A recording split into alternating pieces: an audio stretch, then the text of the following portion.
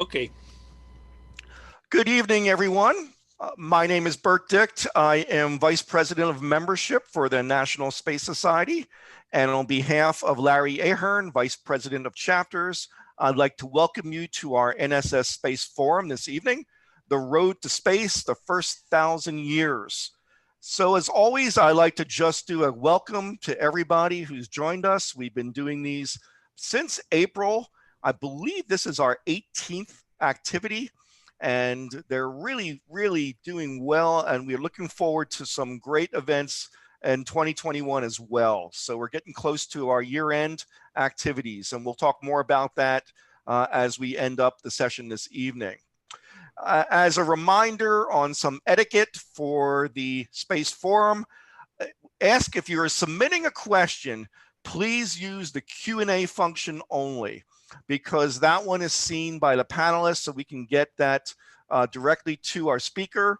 It's a little easier to keep track of everything if it goes through the Q&A. If you would like to comment, please use the chat function. Remember, the chat function is seen by everybody, so I ask you to be respectful of the panelists and our audience as well as you put in some comments. So what we'll be doing this evening is I'll be introducing our speaker, our guest speaker. The speaker is going to be doing the presentation, and then following that, we'll have a Q&A. And it's a pretty comprehensive presentation that will probably take pretty much the first hour, and then we'll open it up to some questions that we received when you registered and any questions that come in during the session. We'll also talk about some upcoming space forums. I got questions to ask you and some final NSS announcements like we always do. And I will also be posting a link in the chat so that you can download a PDF of the presentation this evening as well. So look for that as we move along. So it's my pleasure tonight to introduce our guest speaker, Professor Mike Gruntman. It's interesting, years ago, working for IEEE, I developed a MOOC, what they call them, the online courses, and with edX. And it was about the history of the space program. And I actually used Mike's book as a guide. And so he actually reached out to me. He saw this MOOC that I had developed. And so we've become friends and colleagues ever since. And it's just so fabulous to have him here to make this presentation this evening. So let me tell you a little bit about him. He is a professor and past chair of the Astronautics Engineering Department at the University of Southern California. He was actually the founder of this pure space engineering department. And it's interesting, his life's journey, since he's talking about space and rockets. He grew up as a child near the Baikonur missile and space launch base in the Soviet Union, Russia. So he comes with a very interesting perspective. He became a space physicist and engineer, and he joined USC in 1990. He's actively been involved in R&D space programs and space technology.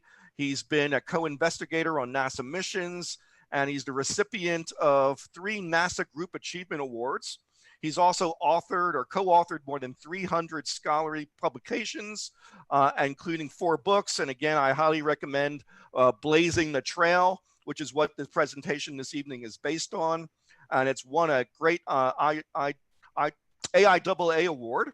And finally, he's worked with more than 2,000 graduate students who've taken his courses. He also teaches courses for AIAA.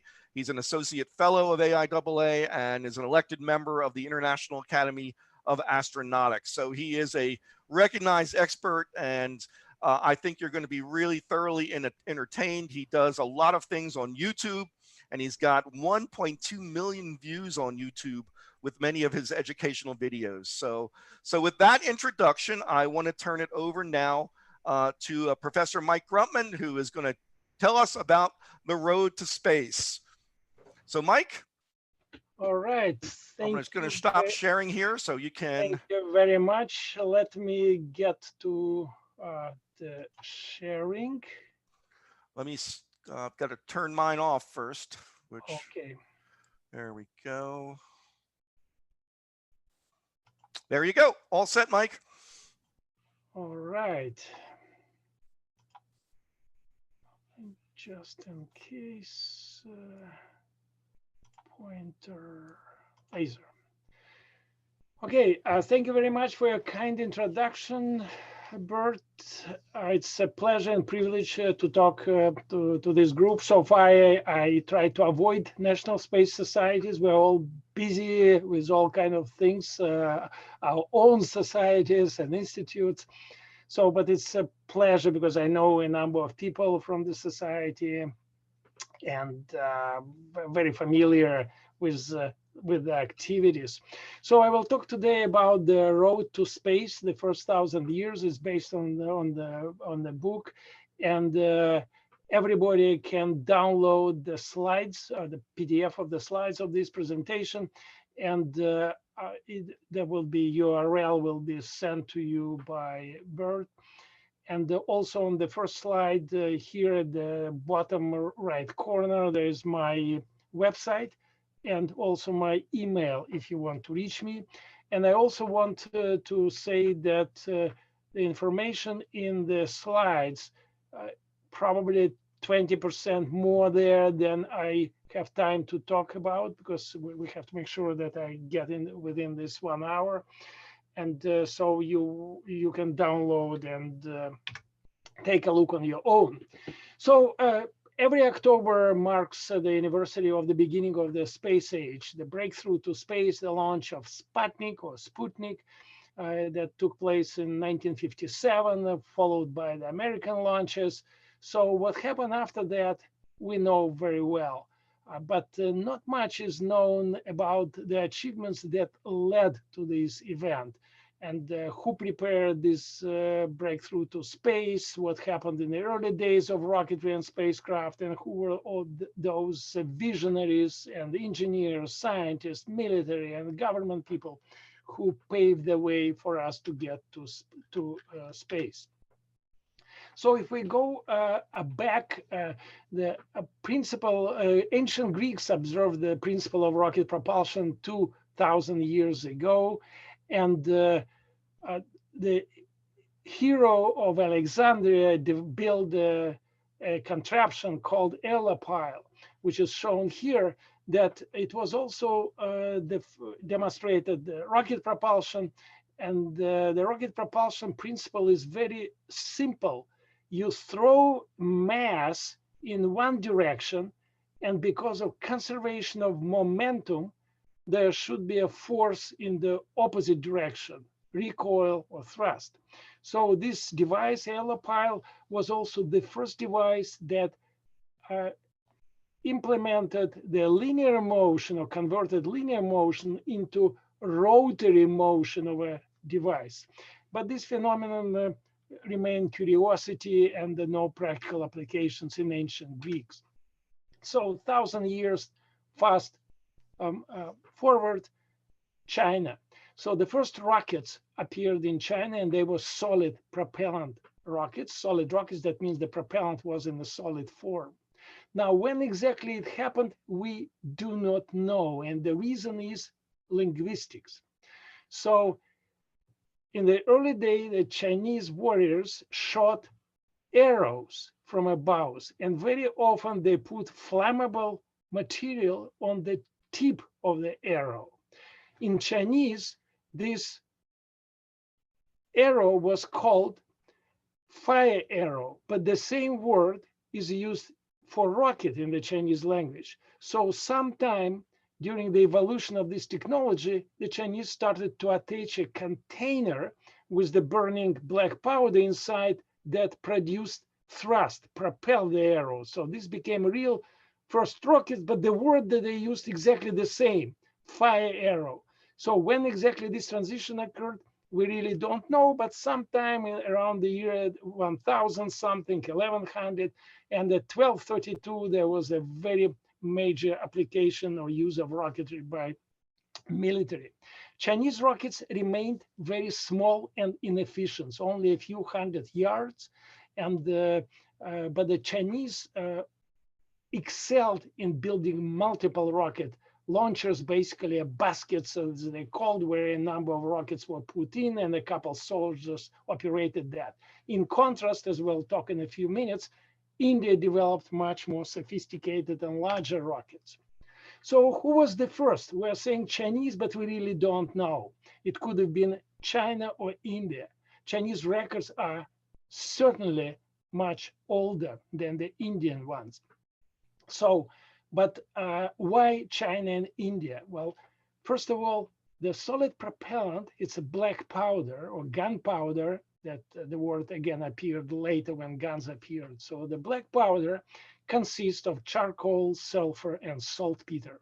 Now, charcoal is known for 10,000 years, and sulfur is also for several thousand years. Just open the Old Testament. Now, saltpeter also was known, but is not readily available. It is naturally abundant in China and India. On the surface of the earth in many places could be found, but not in Europe. So because of that, and being indispensable component for black powder, so the gunpowder appeared first in China and India and led to rocketry. So when the Mongols overran the Chinese, they absorbed the Chinese military technology, and then the Mongolian troops took this technology to other countries. This was the first wave of proliferation of missile technology. 12th, 13th century, the Mongolian troops took rocketry to Japan, Korea, Java, may or may not to India, because in India it could have been indigenous development.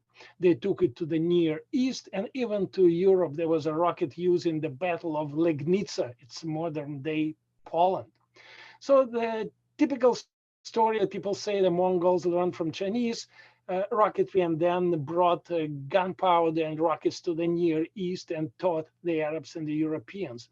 It is not necessarily true, this story, because there were indigenous development in Europe as well. The Byzantine Empire, this powerhouse, had a lot of technological developments. The Greek fire, very important for military technology, appeared sometimes in the 6th or 7th century before the Chinese rockets.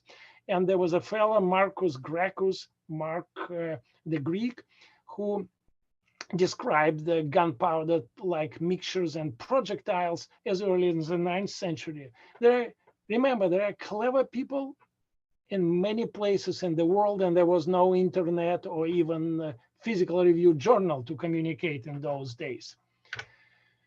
So in Europe, rocketry or technology related to rocketry began to develop. And for example, in France, there was established the first research institute to research in saltpeter, basically explosives, in 1227.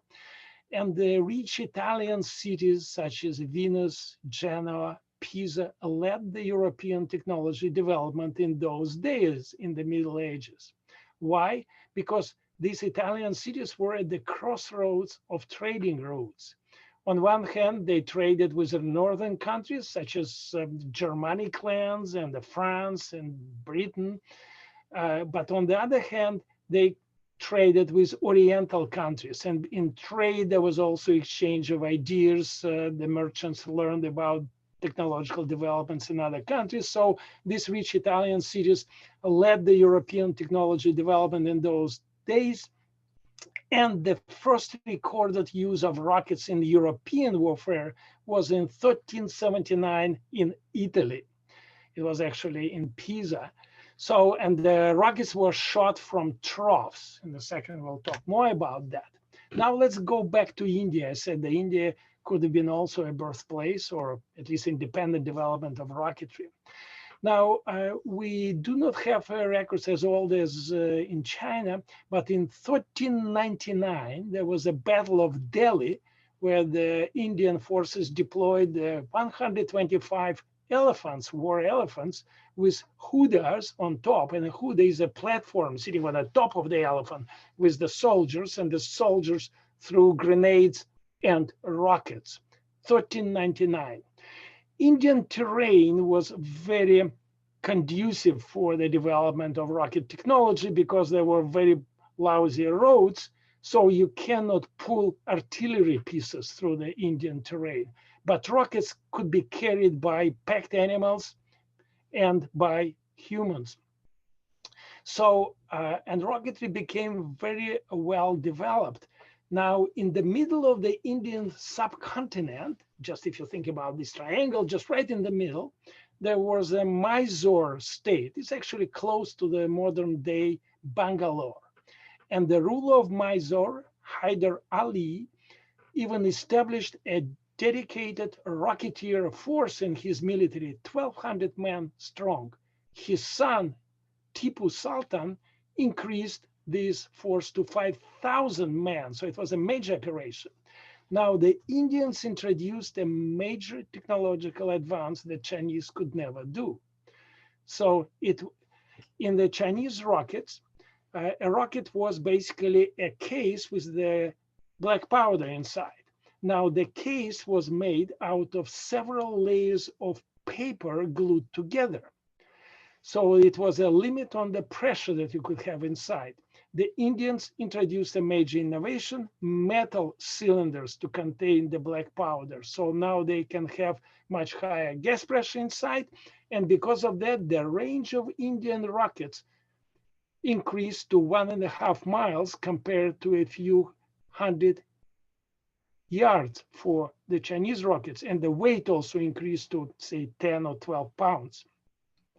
Indian rockets remained highly inaccurate and unpredictable, but they served as a very effective incendiary and terror weapon. So just to give you a feeling for the scale of rocketry, so when the British troops fought against the Mysore Tipu Sultan, there was two major battles in 1792 and 99 at Seringapatam. And the Indians used rockets on a large scale. When finally the Brits crushed the resistance and they captured Seringapatam, they also took over their 10,000 Indian war rockets as a trophies. Again, it's not a few craftsmen just building things somewhere in the backyard. It was a major, major production. Now, the British government and establishment paid very serious attention to this technological innovation for the following reason. It was the beginning of the 19th century, 1800, and the tensions in Europe going up. There was a rising new power in Napoleonic France, and the military conflict with Great Britain was rapidly approaching. Nothing concentrates attention of the governments and establishments than the military threat. So this was usually advances military-related science and technology. So there was a British inventor, William Congreve, who got support of the government, and he developed the rocket system, the system of missiles for military purposes.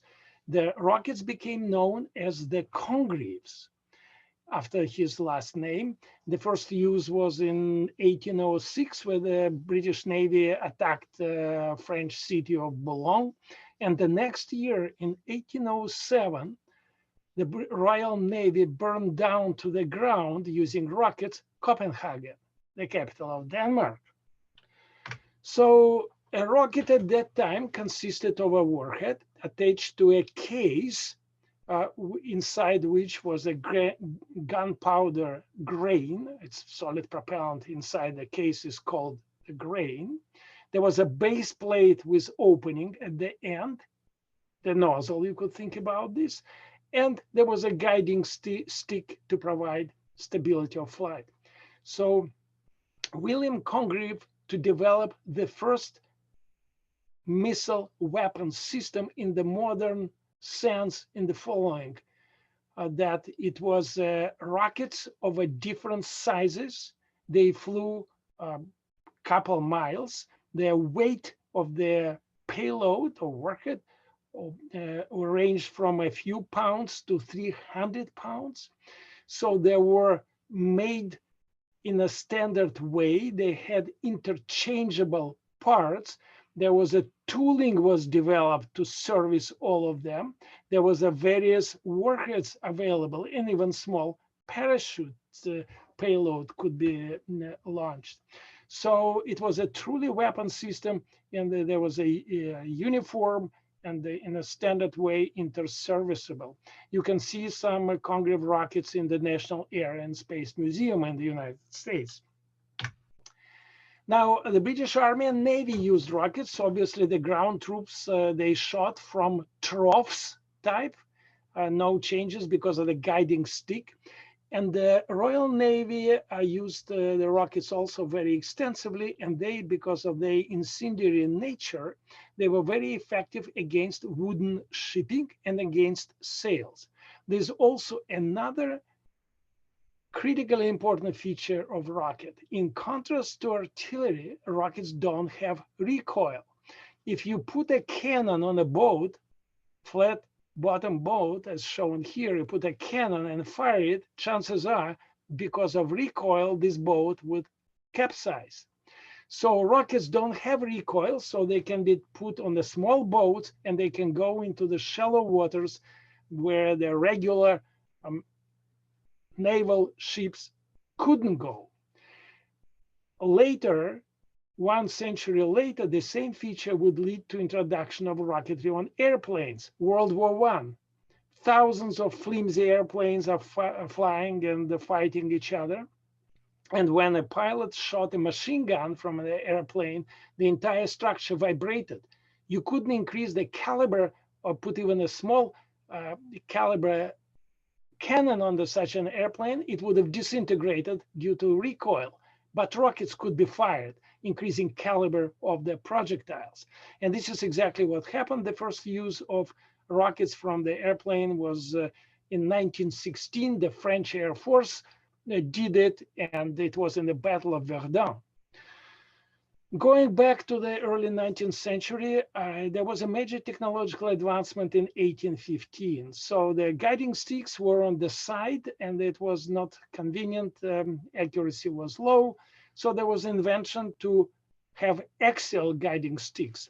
The base plate, rather than have a central opening, now had several openings along the periphery, multiple nozzles, and the central opening, the socket with thread, was used to screw in the guiding stick. So now one can fire rockets from tubes, which increased convenience of their use and also in the transportation and also accuracy. So at the same time, concurrently with the Napoleonic wars in Europe, the British Army came to the United States. It was the War of 1812. So the British Navy used the rockets very extensively and burned a number of coastal cities in New England. On the ground, when the British Army moved towards the Washington, D.C., there was a Battle of Bladensburg in 1814, where because of the tactical mistakes, militia regiments were put in the wrong positions. Brits very effectively used Congreves and overrun the American resistance. And on the same day, the British troops entered the city of Washington and burned the Capitol. The Potomac Bridge was destroyed and the president's house. Also, the British Army tried to capture Baltimore, and the Navy, the Royal Navy, tried to support it, but was blocked by Fort McHenry. Now, the British brought a special rocket ship built by William Congreve, specifically to fire rockets, Erebus, and this Erebus bombarded Fort McHenry with rockets. And Francis Scott Key observed this bombardment, and later he wrote his famous lines that became the national anthem of the United States, and the rocket's red glare. So this was the Congreve rockets fired by Erebus towards Fort McHenry. I just want to say that the return fire from the American artillery injured the Erebus, this rocket ship, and the small boats towed it back to safety. So after the War of 1812, not much happened on the United States side in terms of rocketry. There was a little bit experimentation by the United States Army, and particularly by the Army Ordnance Department. The situation changed in 1846 with a war. Again, wars concentrate attention of nations to develop relevant science and technology. And 1846 was the year when the war between the United States and Mexico broke out. At the same time, in 1846, a British inventor, another inventor, William Hale, found a way to remove the guiding stick and stabilize rockets by spinning them up. So what he did, he removed the guiding stick, and the central opening could serve as a main nozzle to accelerate the rocket. But these small openings on periphery, he tilted them in such a way that the exiting gas now provided torque to spin up the projectile and improve its stability of flight without a guiding stick. So such rockets became known as the Hales.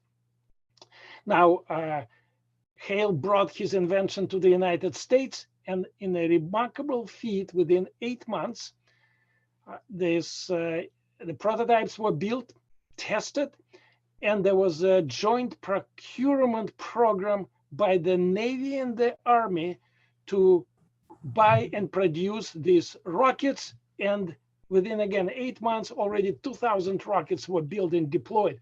Anybody who is familiar with the procurement by the services in the United States would tell you that procure jointly by the Army and the Navy within a half a year, anything, is a miracle. Now, this was also the time when the United States military activated the first ever rocket unit. It's a howitzer and rocket battery, and it was armed with Congreves and Hales, newly built manufactured Hales, and it went together with expeditionary force and landed in Mexico. And during the Battle of Veracruz, there was in 1947, there was the first exchange of rocket fire between actually Mexican rockets and American rockets. So the rockets were used on many occasions in many engagements in the Mexican War after that. But after the war, the interest to them really deteriorated, diminished, and very few rockets were used in the Civil War in the United States. And the reason was that the top brass was not very excited. Rockets demonstrated eccentricity in flight, instability, premature explosion, deteriorated in storage. They were dangerous to the people who operated them. So there was not much interest in rocketry.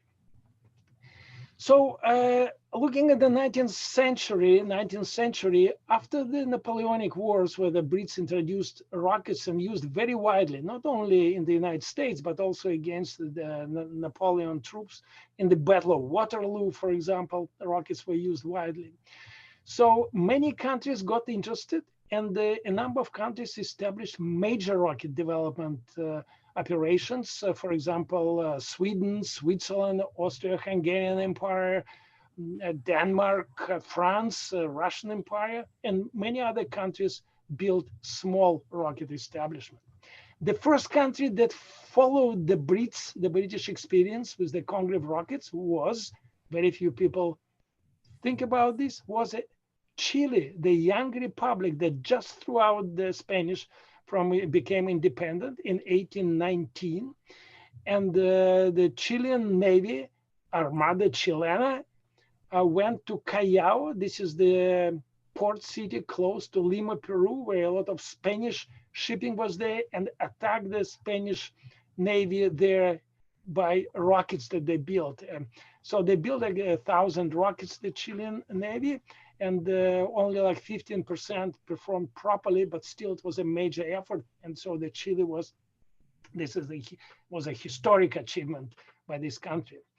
Now, throughout the century, Great Britain and Russia widely employed rockets in their colonial wars, because very often they were fought in the places with the very poor communications roads. So the rockets, again, offered this advantage that they could be carried by packed animals.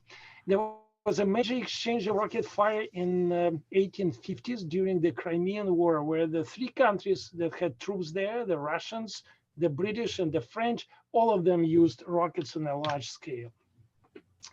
Also, in the 19th century, technology marched on. We already mentioned the centrally mounted stick, stabilization by rocket spin, stabilization by fins was tried as well.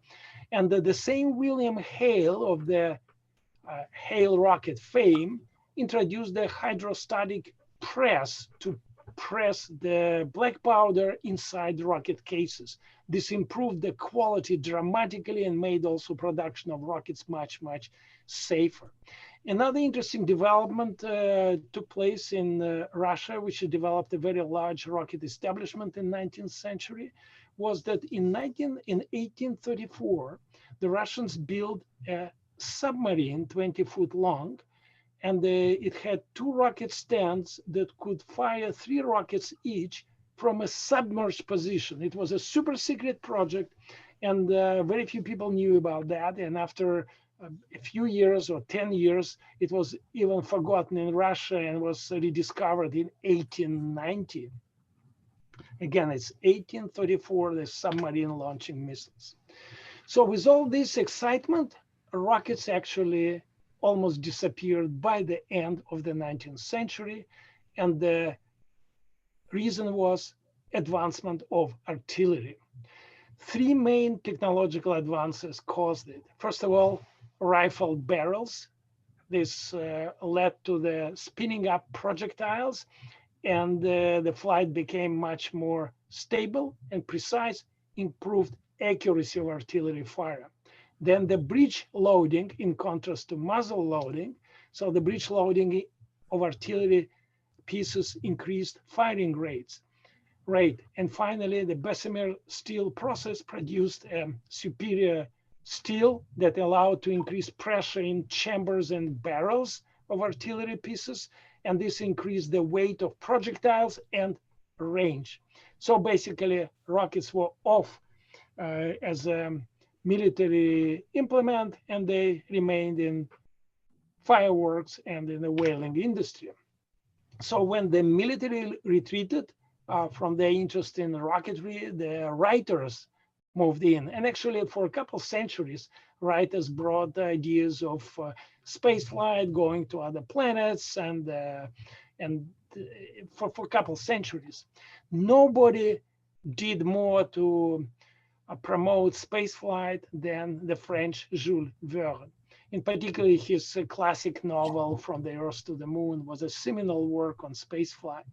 It is important to say that all special kids who would later become visionaries of the space age and advance the rocketry and space, all of them grew up reading Jules Verne, Tsiolkovsky, Goddard, Aubert, Esnault-Peltier, Von Braun, Glushko, Korolev. All of them were fans of Jules Verne when they were kids.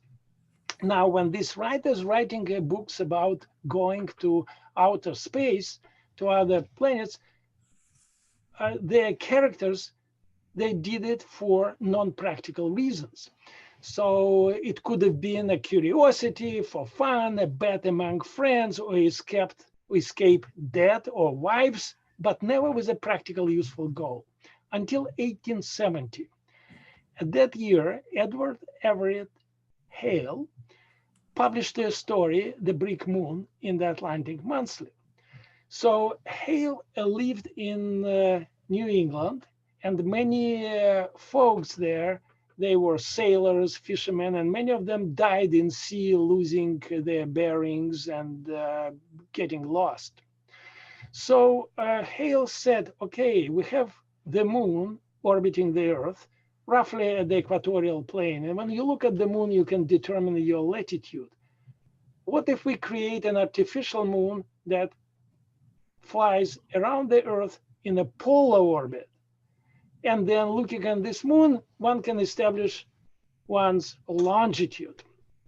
So a bunch of friends in his novel, they get together, build this moon out of bricks, and by mishap, It is launched into orbit, and some people trapped there. So it's the first space station. The people trapped there, they communicate with the people on the ground, getting in line on the moon. And some people are jumping, some standing still. And those who jumped, they were dots, and who stayed still were dashes in the Morse code. And the people from the ground looked at the telescope at them. So this was the way to communicate. There was no radio at that time, just remember. So it was the first this practical satellite was described. So after that comes the age of the great space pioneers. There are 4 great space pioneers. They came from different lands, different countries, different backgrounds, different educational backgrounds, and all of them contributed in unique ways in advancing rocketry and space. So there was the Russian Konstantin Tsiolkovsky. He never built anything, but his visionary writings inspired the new generations of space enthusiasts. Then there was Robert Esnault-Peltry. He was the French, a great aviation pioneer. He either was the first to invent or one of the first to invent such things as a joystick to control the airplane, radial engine, safety belts, and ailerons, and many other things. So he was a very well established aviation pioneer. So he was very respectable. Think about this. In those days, in the early 20th century, you talk about going to the moon or something like that, you must be a nut. Serious people wouldn't pay attention to you. But it's not Peltry who, after his accomplishment in aviation, focused on rocketry and spaceflight, had such a tremendous respect as the aviation pioneer and inventor that he was listened to. He did more than anybody else to bring acceptance to the mainstream of rocketry and spaceflight. And he also was the one who introduced the word astronautics. Then there was the American Robert Goddard, a PhD in physics, who did a theoretical and experimental work, and he built the first liquid rocket. In a second about this.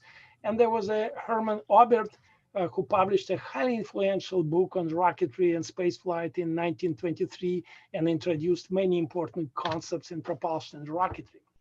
So as we said, Goddard was the first to build and fly the liquid propellant rocket. It took place in 1926, and the rocket reached altitude only 40 feet and 180 feet sideways.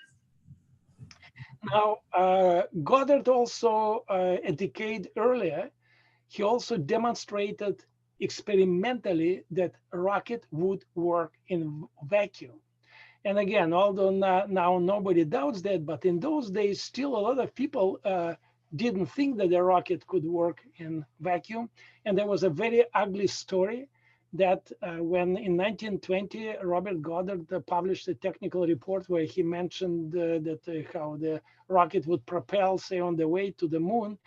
And he was attacked by the mainstream media. The New York Times, in its editorial pages, just to attack him, that he is basically a fraud, that what he's talking that a rocket could work in vacuum is absurd.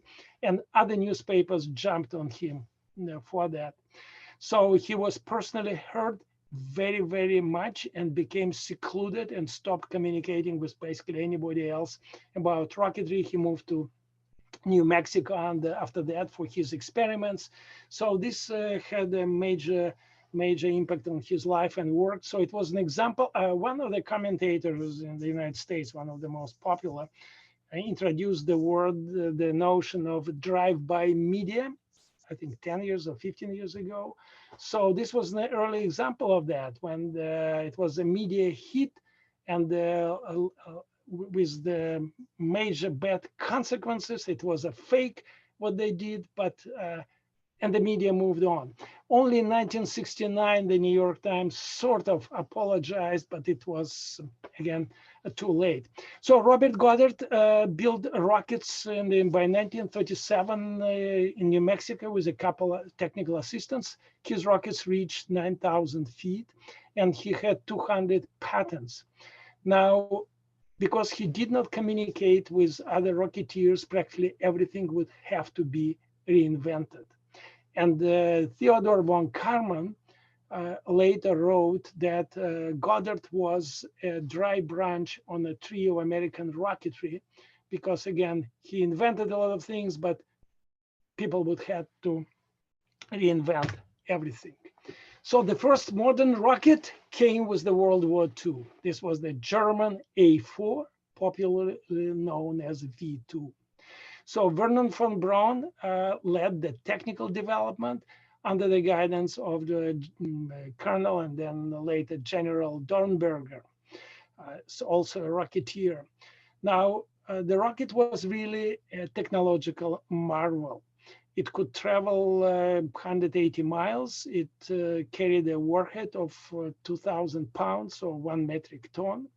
Its specific impulse of the engine was 210 seconds, if you have feel for these numbers. So, and another major achievements that the Germans did, they manufactured almost 6,000 rockets under wartime conditions, under continuous bombardment by the Allied air forces. And this was a truly, again, amazing what they were able to do. And the rocket was highly sophisticated, materials, mechanical things, electronics, guidance and control. And out of these 6,000 manufactured, 3,000 were operationally fired against London, Rotterdam, and other Allied targets. So it's again, it was a technological marvel and the first modern rocket.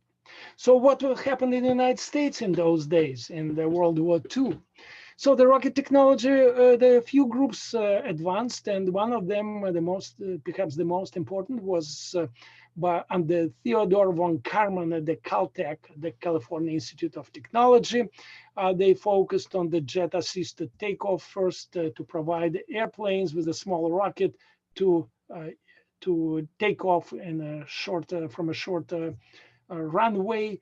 Rockets were also developed as missiles fired from airplanes and also from the naval ships supporting landing. It was of the Marines or the Army units, so they were very widely used. Now, so as a part of the work of this von Karman group, it was supported by the United States Air Forces, by General Hap Arnold. So part of these activities led to the formation of JPL, the Jet Propulsion Laboratory, in 1943-44. So also there were other groups on the East Coast working under the guidance of Navy and the American Rocket Society.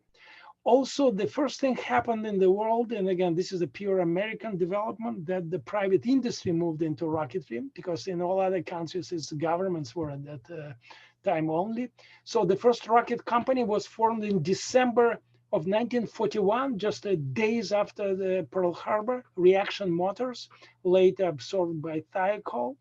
And Aerojet Engineering Corporation, which is still in existence today in some shape and form, at least the name exists there, was formed in 1942. So the World War II is over, and many people think, well, why didn't satellites were launched then? Just think about this, that a successful satellite requires many important subsystems.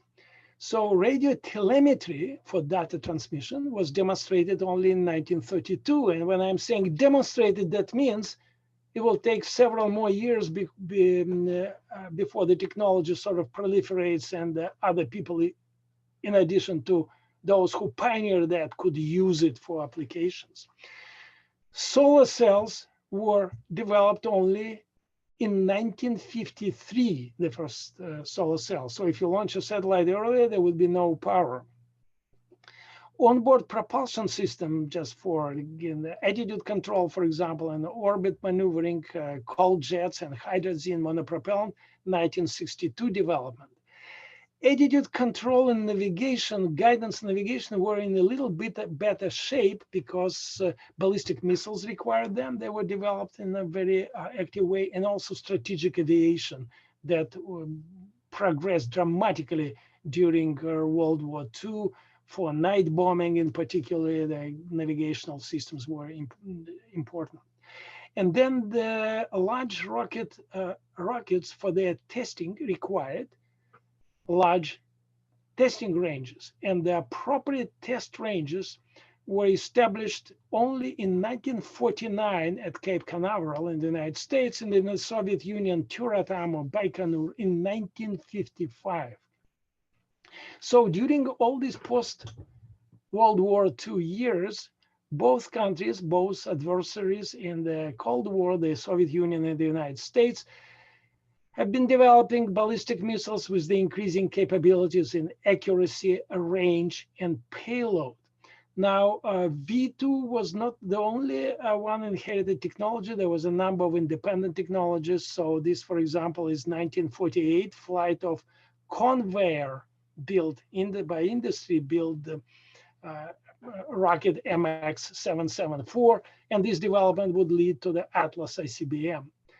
So another thing has happened, that the science community pushed for the exploration of space, and there was an agreement, international agreement, to conduct the International Geophysical Year, actually for 18 months this year, from July 57 to December 58, to have a simultaneous observation of geophysical phenomena by different countries in atmosphere, ionosphere, on the ground, magnetic field, everything. 70 countries participated in the International Geophysical Year, and 2 countries, the United States and the Soviet Union, announced that their intention to launch artificial satellites as part of the IGY, and both countries did it. So the Soviet Union was the first to launch the first satellite. So the one of the Soviet programs was to develop intercontinental ballistic missiles. So when people talk about militarization of space, I don't know, frankly, what they're talking about. Space always was military, and there was some civilianization, probably a better term. So the ICBM started its development in full in December 1950 when it was approved. In the 1955, not 54, it became the top national priority. And in August of 1957, the first ICBM flew on the full range, 6,000 kilometers, it's like 4,000 miles. So, and a couple months later, slightly tweaked ICBM R7 launched the first artificial satellite. There's not much difference in technology to put a satellite or an ICBM. Now, 2 people are mostly responsible for that. Well, not mostly, but sort of a led development. The Sergei Korolev on the right was the leader of the early Soviet rocket and space program. His design bureau establishment design and build R7, build the first space launcher, build the first Sputnik, launch Gagarin into space, and a lot of other firsts. But these big rockets required very big engines, and this is highly specialized task. And the engines, liquid propellant engines for space launches and first ICBMs were developed by Valentin Glushko, and who is big rival of Korolev. So they always had these very tense relations. So the ICBM R7 is shown here during the tests a few months before the first successful launch, and then it put a satellite into orbit. When the satellite was launched, the Sputnik beeped this famous beep, beep, beep. I have this audio sound, but it would take some time. We will lose for switching from one mode to another, but everybody heard them, this beep, beep, beep, beep. An interesting story for space exploration is that this beep, beep, beep led to the development of the first navigational system, Transit, the predecessor of GPS, of the Global Positioning System. So there were 2 engineers and scientists at the Applied Physics Laboratory between Baltimore and Washington, D.C., belonged to Navy. And they were ham operators as well. And when the satellite Sputnik was flying with beep, beep, beep, their boss asked them, can you guys, from measuring Doppler shift of the frequency of the transmitter on the Sputnik, just measuring this Doppler shift as a satellite flies above you, could you reconstruct the orbital properties of the satellite? In a couple months, these two guys, William Gaillard and George Weifenbach, succeeded to show that it could be done. 2 months later, there was a major contract from the Office of Naval Research to the Applied Physics Laboratory to start development of the first navigational system, Transit. Because if from a known point on the ground, measuring signal properties coming from the satellite, you can establish the satellite orbit, you can reverse this problem. You can, if you have satellites in known orbits transmitting signals, and you are somewhere on the ground without knowledge where you are, by analyzing those signals, you should be able to establish your own position. And this was of primary importance for the United States Navy because of the coming ballistic missiles fired from submarine. So you have to know your exact location from where you're firing a ballistic missile, because you cannot hit a target with the accuracy better than you know a target half a world away, with the accuracy better than you know your own position. So this was beginning of the space-based navigational system Transit that was operational until 1984, and then GPS came there. So what happened in the United States is the Soviets were advancing the ICBM and all that. So these scientists were pushing for satellites, and there was actually 2 programs that could have put satellites into orbit. One was by the United States Army that had an intermediate range ballistic missile Redstone, and under General Meadows and Vernon von Braun, and another United States Air Force worked on the ICBM Atlas. So President Eisenhower was a very frugal man. He didn't want the country to spend the money on the unnecessary funds on military, only as much as needed. So nobody knew how much rocket force the USSR has and would have, because the Soviet Union is a closed society. It's not that you take the newspaper and read what the Congress discussions down to the last dollar, how much goes to that program or this program in the military. Nothing was known. So Eisenhower wanted to have an overhead reconnaissance during the peacetime, basically to take pictures from a spacecraft to understand what the adversaries are doing in the closed communist societies. So, but there was a problem at that time that nobody knew whether it is allowed. The concept of freedom of space was not established yet. So is it allowed for a satellite to fly over other countries? Nobody knew the answer. And so the first step, as Eisenhower said, just let's fly a truly non-military scientific satellites and establish the principle of freedom of space, and then we will follow with the reconnaissance satellites. So Eisenhower, rather than to allow military-related programs of the United States Army or the Air Force Atlas, he established a completely new program to develop a new rocket launcher, Vanguard, as a part of International Geophysical Year. Although it was managed by the Naval Research Laboratory, it was really a development by industry of a new satellite and launcher, which is not suitable for military purposes. So the sequence of events on the United States side: in September 1956, the United States Army, Meadows and von Braun, could have placed a satellite into orbit during a test of Jupiter C rocket, but they were specifically ordered not to deploy a satellite. So then, October 57, Sputnik 1 is launched and followed by Sputnik 2 with a dog Laika on board. No country protested Soviet overflights, so the freedom of space was asserted. Now it's possible to build reconnaissance satellites.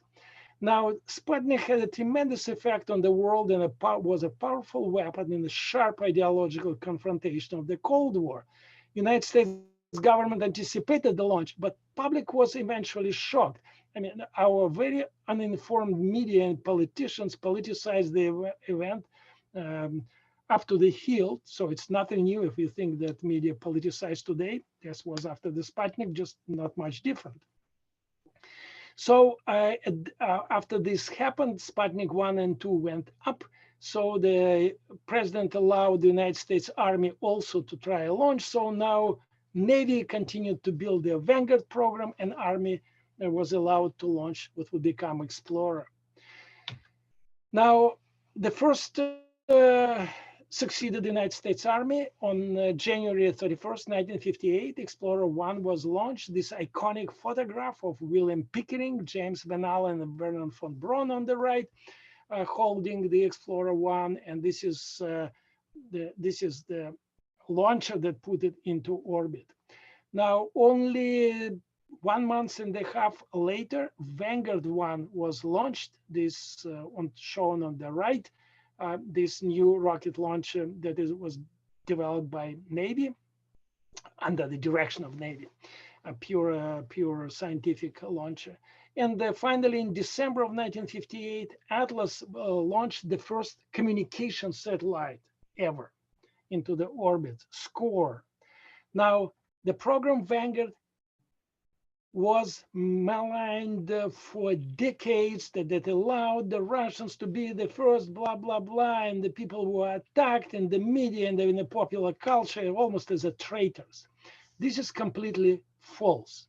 For the record, to correct the false popular perception created by the media, the Vanguard program demonstrated a record fast development of a brand new space launcher with only 30 months from vehicle authorization to the first successful launch. Today, it will take 5 years to develop, or 10 years to develop a new launcher. And in those early days, with many things unknown, it took only 30 months. It was a tremendous success. So all these bad press that they were getting, it's media at its worst, and the people obviously don't have time to go into the details, and they just read the newspapers. So first launches, space age began. So on the left are the first satellites, Vanguard, Sputnik, and Explorer at the bottom, to scale. Now, the missiles that put them into orbit on the right, the Russian R-7, again, to scale, Atlas, the future ICBM. This is IRBM, intermediate range ballistic missile derived launcher that put Explorer, and this is the Vanguard. Is not military, cannot put much of the military payload on top. So the question is, was there a technological gap that the Soviet Union was the first? And the answer is no. The country simply focused its resources to be the first. Think about this. Within 14 months after the launch of Sputnik, 3 American launchers put 3 satellites into orbits. And these 3 launches came from the different cooperation, different collaboration, different stovepipes in the military defense rocket propulsion industry. So there was some subcontractors overlapping, but it's just so basically independent teams. So it was a tremendous technology. So the Soviets were certainly first. Now, why R-7 are so big, bigger than American missiles? And the reason was this ICBM, and the Soviet nuclear technology, nuclear weapons technology, was behind Americans for maybe 5 or 10 years. Soviet nuclear warheads were much heavier, so the requirement to R-7 was to lift much heavier payload compared to Atlas ICBM. So Soyuz space launcher evolved from R-7. Now, the road to space was not really smooth. It was a bump. So on the left is a figure showing the number of space launches in the United States in 1958, 59, 61, and others, and the fraction of the successful launches. Success is gray, failure is black. If you look at the left, 1959, 60, 61, basically 1/3 of launches failed. So, and think about the first astronauts and cosmonauts that went up. They knew about this. And the failures were sometimes very spectacular.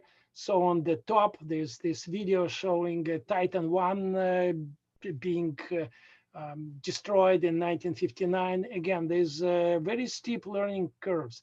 And on the Soviet Union side, there was major disaster. Obviously, there was such explosions, but there was also major disaster in 1960, shown on the bottom, when during the testing of a ballistic missile, 100 people ultimately died. 70 were killed on the launch pad, burned when the second stage ignited on the rocket standing on the launch site.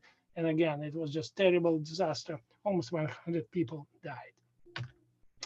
So finally, other countries joined this march. France launches first satellite in 1965, followed by Japan, then the Communist China, the People's Republic of China, also in the 1970s.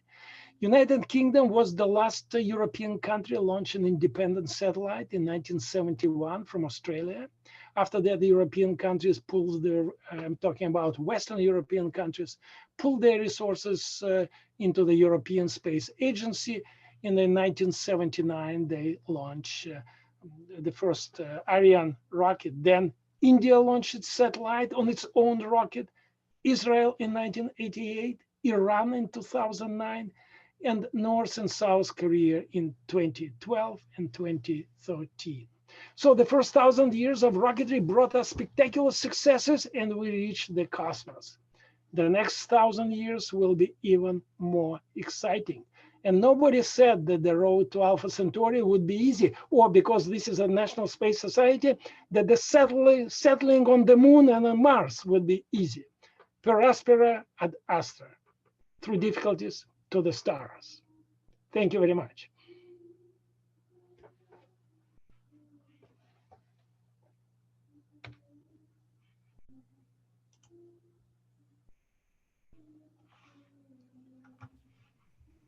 Stop Thank you sharing. so much. Stop sharing. Yep. Thank you so much, Mike. That was really fascinating. I'll get my camera back on here. Yeah, it's 1 hour. Oh, perfect. Perfect timing. So I think we could go into some questions now, but it's interesting what we've been doing with the National Space Society and these space forums. We've been looking toward the future. We've had great discussions about the future of space settlement, the technologies, and so on. And it's really good sometimes to just look back to see how we got here. So I really appreciate the perspective. Let me start asking a few questions while we still have some time left. There was one that came in through the Q&A. I think we'll go back to the beginning. How did the Chinese develop gunpowder to use for rocket fuel? So again, if you mix in some proportion these three components, charcoal, sulfur, and saltpeter, they burn. And by experimenting for fireworks, and there are people finally saw that things burn very efficiently. And then there are clever people in all countries. So as I always used to say that technological embargoes on the adversarial countries can only slow down development. They cannot stop, particularly the countries with the very strong educational systems. For example, Iran is a good example. You can slow down the development, but because of the strong educational system, there's clever people everywhere. Or North Korea, to this matter. So they can do it. So the Chinese experimented, and for fireworks, for religious purposes, or to please the boss. And then the military always just look for the things that make things efficient, because military, in contrast to many other areas, so the selling hot air works in many fields in the, say, communications and government, but the military finally undergo the real test when the adversarial force comes, and no matter how you shape your narrative or communicate would help you. What helps you? Superior technology, training. So military always were behind it. That's why I said, so when the people talk about militarization of space, space always was part of the national security that drove it. Today, the situation changes. So there's a lot of pure commercial developments, and obviously people also have this vision, and there's some very strong proponents and visionaries of as Elon Musk, for example, who wants to, I don't know, live or die or both on Mars. So it's a changing, but in order to get to this point in the past, scientists that wanted to study the cosmos would have never succeeded in development unless they were not supported by this military drive for national security purposes, and there was adversarial superpowers that could put the right resources into that. Very good. Thank you. Couple questions came in about Goddard, and one had to do, did Goddard ever meet von Braun? And then to what extent did Werner von Braun use any of Goddard's technology in his own rockets?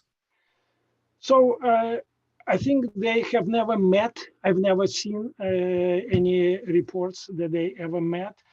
Now, the Goddard's work was not well known, although the espionage services traditionally scanned through the patent applications.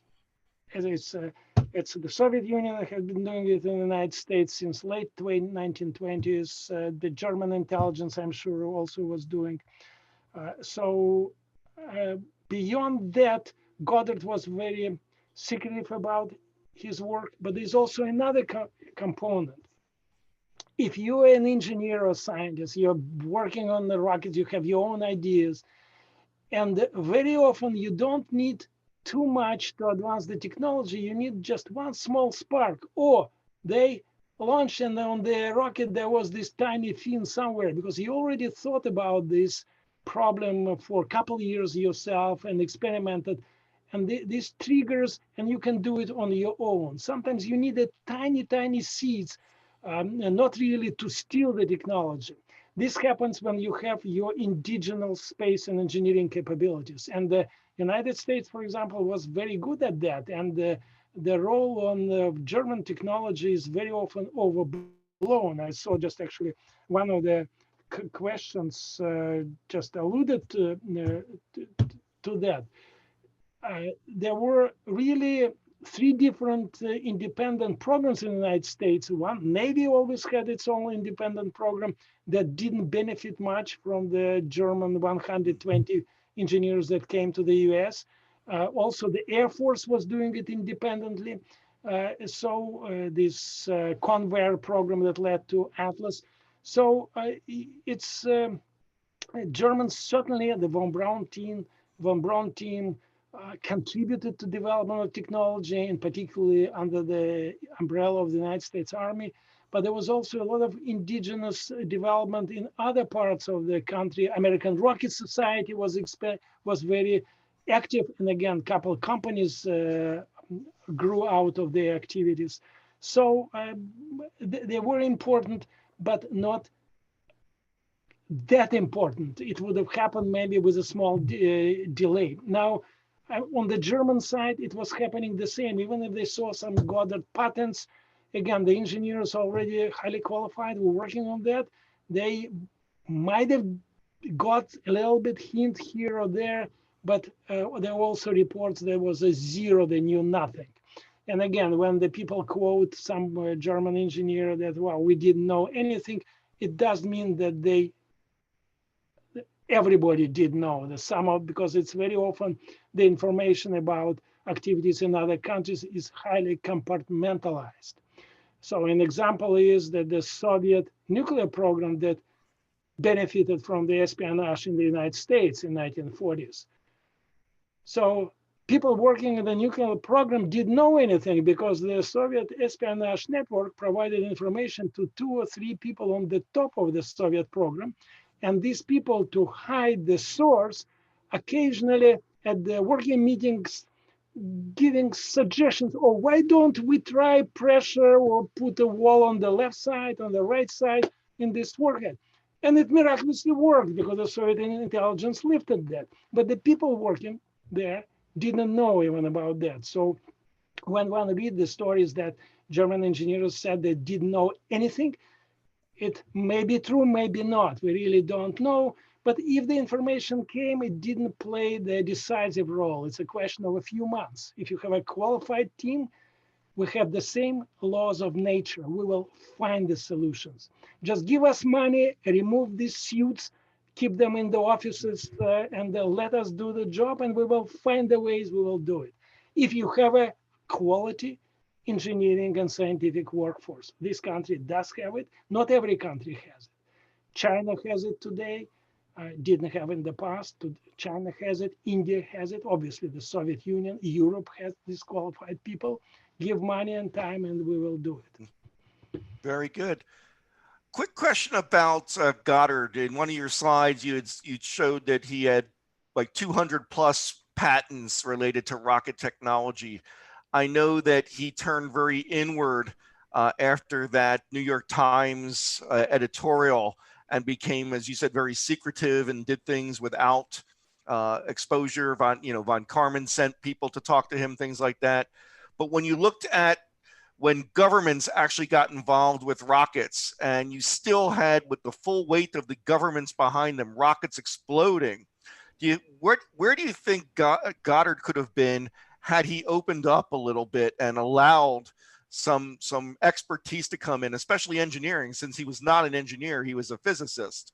Do you think that might have accelerated his successes?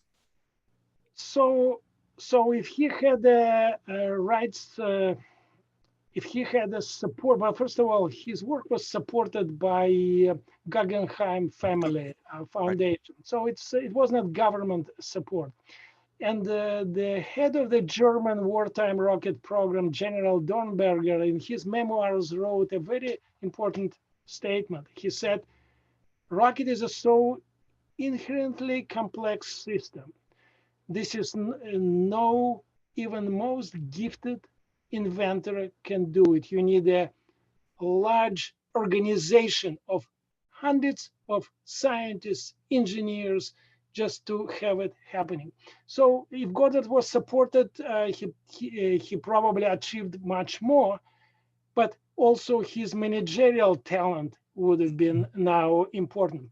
Von Braun had a combination of very good technical abilities, but he also was a very good technical leader. On top of that, one of the things that the people don't realize, von Braun always had a superb manager above him.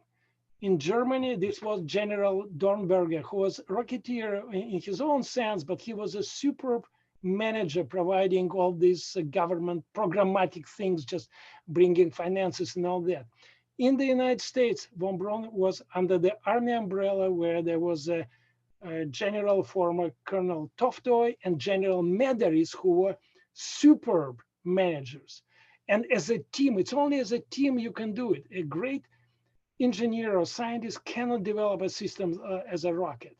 Cannot. You need also all stars must align. You need these top manager types on the government side. To get anybody who had any experience working with the government programs beyond $10,000 for a student, but if you get to the millions, you would know that you need alignment of the managerial talent, programmatic. You need lobbyists to keep an eye on the Washington that they don't cut funding and don't stop program.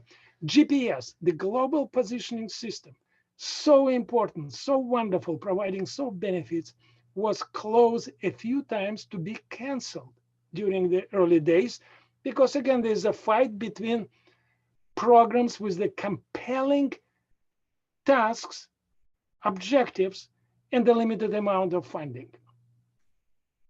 Right.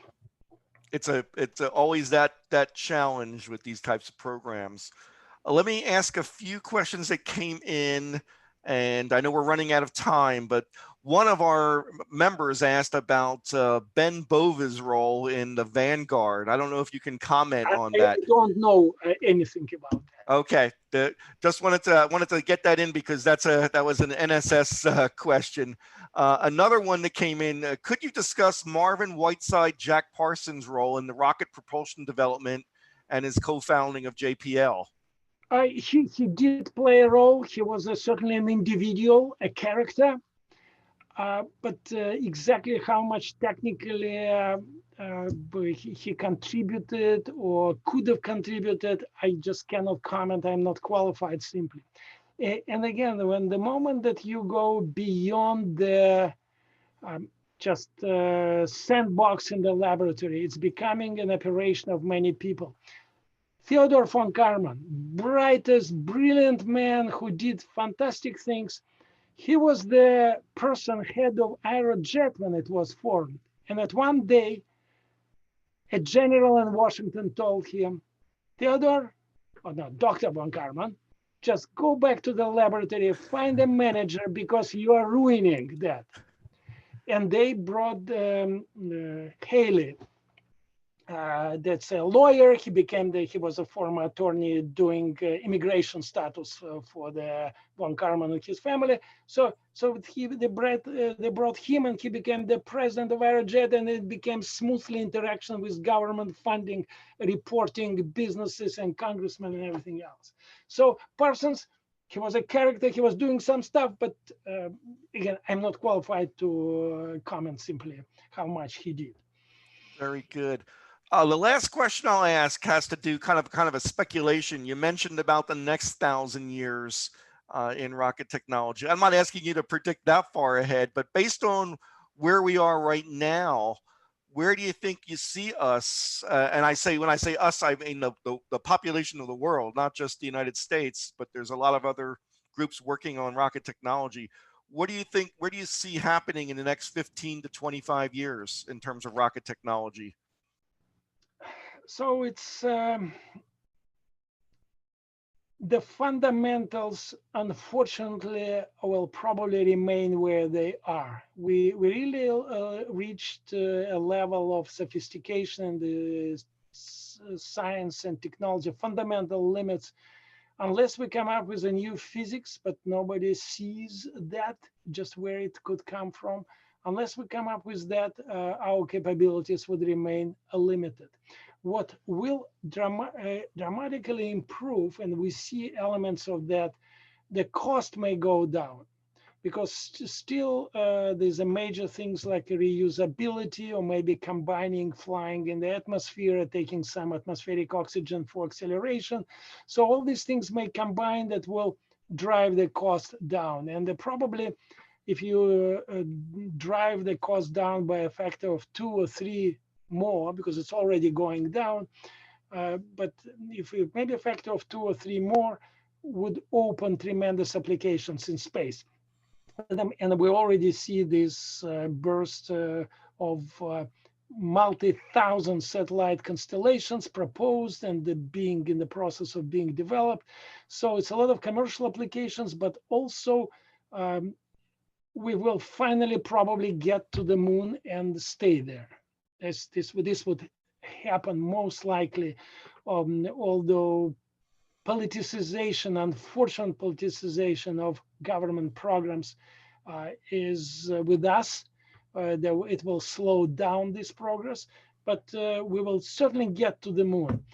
We may even get to the putting a footprint on Mars, although it would be for the next 20 years, it will be one time, it will be, I don't want to use the word stunt, but it's a great achievement, but we won't stay there. It will be just going once and just coming back. But the moon, realistically, for the next 20 years, we can establish some presence in cislunar space and on the surface of the moon. And this is a stepping stone to go further. Very good. Thank you so much. We'll have to invite you back to listen to some of our other experts who've been speculating on where to settle first and going back to the moon and going to Mars. So thank you so much for a very informative discussion. I do have one shout out from one of your former students, Andrew Richardson. He says he's a former student, MS Aerospace from 1998. So it sounds like he was one of our members and was on. always a pleasure. We became independent in 2004, the department, but we were specialization since mid-1990s. So and we're a very big program. And although young, in 15 years, we have almost 700 masters given. It's 3% of the aerospace output in the United States. Wow. Not space, aerospace. Aerospace, yes. Very good. Well, again, thank you so much, Mike. I'm really glad you're able to join us tonight and share all of that. I highly recommend Mike's book, Blazing the Trail, to learn a lot more about this great history of rocketry. It's a fascinating topic. And I think what you do is you bring together not just the technology of the advancements, but the individuals involved and the politics and the environment surrounding it. So it makes it a compelling story. So I highly recommend Blazing the Trail. And again, thank you so much for joining us. Everybody, I just want to close out a few things and do some bookkeeping stuff for us. So thank you all for joining us. I'm going to actually share my screen again. Thank you. Yep, thank you, Mike. Everybody. Let's see. There we go. And okay, we'll get it back to the slideshow. So again, thanks, Mike. And again, for those of you who'd like to get a copy of the slide deck, you can go to this site, and I put that into the chat. It's at the very beginning of the chat. So feel free to take a look at that. And of course, we'll be sending that out as well in a link when we send out the link to the recording of the presentation tonight. So there'll be ample opportunity for you to get that. I did like to close out with where we're going. We are planning one more town hall or space forum. I know we've got tentatively December 17th. We're going to be looking at that. It might be a chance to experiment if we try to do something on a weekend, possibly, because I know schedules are getting pretty rough in terms of the holidays, things like that. So we'll let everybody know we've got a little bit more to do with that before we decide whether we go with the 17th or we try to look at another date. And we're working to put together a 2021 schedule. And I'm not sure we'll be doing every week like we almost did this year, but we want to make sure that we make it a robust schedule, because I think everybody has enjoyed these town halls and space forums, and we definitely want to continue them and build them in as a regular event for you and bring all the different content. So I close out with, again, to be sure to check out our NSS website. Take a screenshot of this. I'll post these links into the chat once I'm done this. But just go to space.nss.org to look at the NSS website. New content coming in every day with our blogs, with book reviews, things like that. So check it out. Again, for our NSS members, go to insidenss.org. That is our new member portal, and we're putting in a lot of new content there, but it's also a chance to connect with members across the entire NSS and post your own information as well. And finally, I will just one more time remind you that our NSS secretary and board member, Anita Gale, has offered to match all donations up to $100,000. So I hope you will make a donation to help support what we're doing. So again, I thank everybody for attending this evening. Wishing you a great rest of the night. For those of you in a different time zone, you're probably in the morning. Have a great day ahead and a great weekend. And I know especially now, please stay safe. I know it's a challenging time, so we want everyone to enjoy themselves, but make sure you are being safe out there. So again, thank you so much, and we'll see you at the next Space Forum. Take care, everybody.